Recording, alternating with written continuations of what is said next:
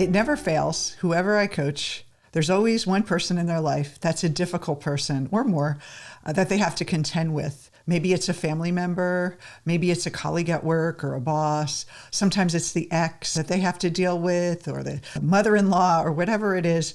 It causes a lot of anxiety and stress. And there's certain people that they try to make your life difficult, it seems, that they're not reasonable, you can't talk to them, you can't reason with them, and it makes you feel a little powerless.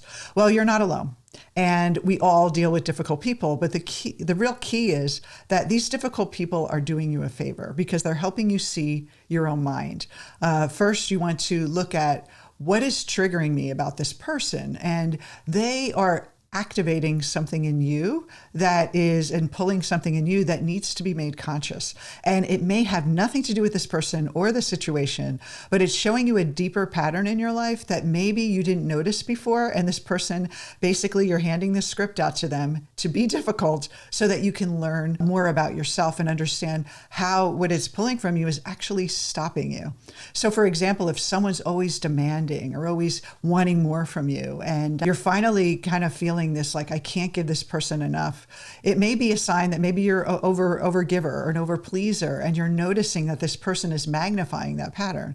Of course, it doesn't happen with everyone, but there's that one person that magnifies the problem or your pattern that you've been dealing with.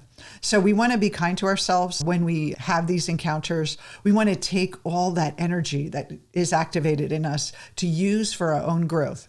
Now, when it comes to that person, there's always boundaries you can keep with that person. But when we say keep boundaries, it's not about manipulating their behavior, but it's about taking the locus of control back in yourself of how often you want to be around this person and how often you want to interact with them and what to expect from them. The third thing is that when you're dealing with a difficult person, you have to have compassion. And I know this is hard, especially with those difficult people, because they're acting out of their own defenses. They're acting out of their own patterns.